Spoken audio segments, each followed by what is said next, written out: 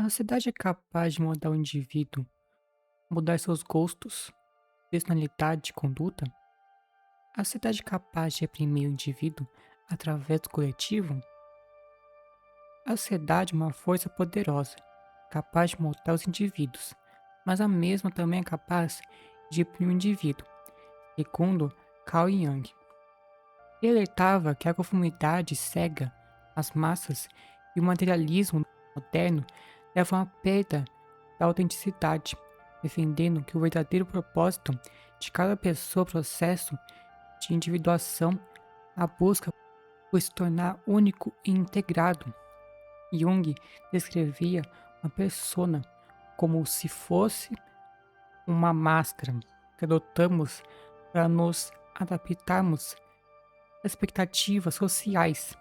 É necessária para vivermos em sociedade, mas torna-se patológica quando o indivíduo se identifica tanto com ela a ponto de esquecer quem realmente é. Ao tentar se encaixar nos padrões da sociedade, o indivíduo reprime partes de si mesmo que não são aceitas pelo grupo. Esse lado oculto, rejeitado, é chamado de sombra. Jung acreditava que a sociedade saudável exige que as pessoas reconheçam e integrem sua sombra, em vez de projetá-la nos outros. Jung alertava para o perigo da sociedade de massa. Ele acreditava que o coletivo tende a nivelar as pessoas por baixo, focando no pensamento crítico. Em vez de apenas seguir a multidão, ele defendia o cultivo do conhecimento. Para Jung, o inconsciente coletivo constitui uma camada estrutural da psique que não deriva da experiência pessoal, mas é herdada, diferentemente do inconsciente pessoal, formado por conteúdos reprimidos ou esquecidos ao longo da vida. O inconsciente coletivo é composto por formas universais de representação, que são os arquétipos. Em Os Arquétipos e o Inconsciente Coletivo, que foi um dos livros que Carl Jung escreveu, ele afirma que os arquétipos são formas a priori, que organizam a experiência humana, manifestando-se por meio de símbolos, mitos, imagens religiosas, sonhos e fantasias coletivas. Eles não possuem conteúdo fixo, mas estruturam a maneira como o conteúdo psíquico é vivido e significado. O consciente coletivo funciona como um campo psíquico compartilhado e influencia indivíduos e sociedades inteiras, especialmente em períodos de estabilidade histórica, quando as imagens arquétipicas emergem com maior força na consciência coletiva. Para Jung, quando a consciência coletiva é sobrecarregada por experiências extremas, ocorre uma dissociação entre a consciência e o inconsciente, favorecendo a irrupção organizada de arquétipos. Esse processo enfraquece a função mediadora da consciência e intensifica projeções, radicalizações e estados emocionais coletivos que não dá para diferenciar. Do ponto de vista teórico, o trauma coletivo pode ser compreendido, entendido como uma quebra do eixo simbólico que organiza o sentido compartilhado, levando o inconsciente coletivo a se manifestar de forma crua e não elaborada no imaginário social.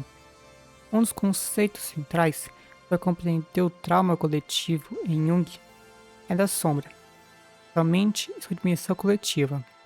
Em Aion, Jung descreve a sombra como um conjunto de conteúdos rejeitados, negados ou que não foram reconhecidos pela consciência. Em contextos sociais traumatizados, esses conteúdos tendem a ser projetados. Em contextos sociais traumatizados, esses conteúdos tendem a ser projetados em grupos externos, fenômeno que Jung analisa como um mecanismo psíquico de defesa coletiva. A capacidade de conhecer a própria sombra favorece a construção de inimigos simbólicos, a polarização ideológica e a desumanização do outro.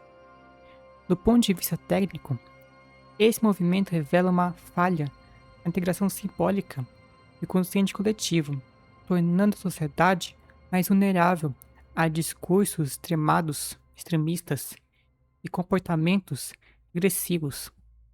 Existe a função compensatória do consciente. Jung afirma em Natureza da Psique que o inconsciente tende a compensar unilateralidades excessivas da consciência.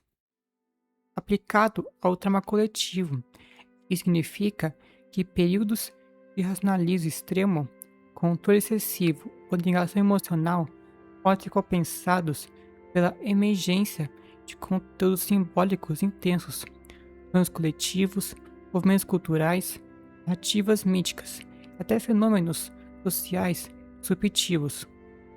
Essa compensação não é patológica em si, mas torna-se problemática quando não é simbolizada nem integrada conscientemente. Apesar de seu potencial organizador, Jung via as crises coletivas como momentos de potencial transformação psíquica, em símbolos de transformação. Ele destaca que o símbolo surge justamente quando a consciência não dá mais conta da experiência vivida. A reconstrução do imaginário social depende da criação de novos símbolos capazes de mediar o sofrimento coletivo, restaurando o diálogo entre consciência e inconsciente. Arte, mitos contemporâneos, narrativas culturais, reflexão psicológica cumprem esse papel de reorganização simbólica. Reconhecer o impacto do inconsciente coletivo no sofrimento individual amplia a escuta e evita leituras ilusionistas, permitindo compreender o sujeito como parte de um campo psíquico maior. O conceito de consciente coletivo é fundamental na teoria junguiana, diferente do conceito de inconsciente desenvolvido por Freud, que seria único e individual. O inconsciente coletivo refere-se ao depósito de imagens, símbolos e experiências compartilhadas por toda a humanidade. Esses conteúdos são universais e aparecem em manifestações culturais, como fábulas, mitos e lendas coletivas, dependente do período histórico. Jung nomeou esses símbolos universais do inconsciente coletivo de arquétipos. Seriam representações de elementos primordiais e fundamentais que influenciam a psique humana. Segundo Jung, o conhecimento desses arquétipos, tanto a psique individual quanto nas culturas, é essencial para entender o comportamento humano e os processos psíquicos. Ele aprofundou os estudos sobre o consciente coletivo nas obras Os Arquétipos e o Inconsciente Coletivo e O Eu e o Inconsciente. A psicologia junguiana é conhecida por sua visão profunda da psique humana, diferentemente da psicanálise freudiana, que atribui a origem dos conflitos psíquicos a traumas sexuais. Jung acreditava que existem outras causas dessas questões. Nesse sentido, ele elaborou o processo de cura e integração por meio da individuação, um caminho psicológico e espiritual, pelo qual uma pessoa se torna o que ela realmente é, integrando as diferentes partes da sua psique e alcançando a realização pessoal no sentido mais profundo para a vida. Para Jung, a psicologia analítica não estava destinada a apenas tratar doenças mentais, mas também seria uma ferramenta para o autoconhecimento e o crescimento espiritual. Ele acreditava que ao reconhecer e integrar os arquétipos junguianos e os conteúdos do inconsciente coletivo, as pessoas poderiam alcançar um estado de equilíbrio interno. O processo de individuação é uma jornada que Jung desenvolveu com o objetivo de ajudar as pessoas a alcançarem à saúde através da manifestação da sua essência. Acreditava que cada pessoa tem o potencial de se tornar um indivíduo único e autêntico ao integrar os aspectos conscientes e inconscientes da psique. Esse processo envolve o confronto com a sombra, o conhecimento dos arquétipos junguianos e a aceitação das diversas facetas do eu. Jung acreditava que esse caminho de autodescoberta é muitas vezes árduo, difícil, mas é essencial para alcançar a realização pessoal. Ao longo do processo, o indivíduo transcende as limitações de sua personalidade egóica e alcança um estado de maior equilíbrio e autenticidade. Carl Jung compreendia a individuação como um caminho para se tornar um ser verdadeiramente único, atingindo uma singularidade profunda ao integrar o si mesmo.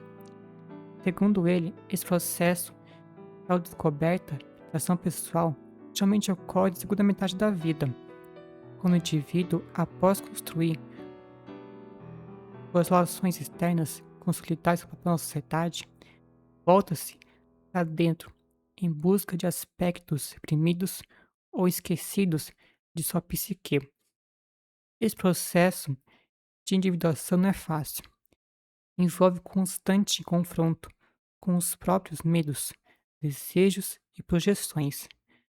Mas, segundo Jung, é o caminho para alcançar uma vida plena e verdadeira, livre das amarras da consciência e da imaturidade emocional. Esse foi o vídeo. Vou ficando por aqui e até mais.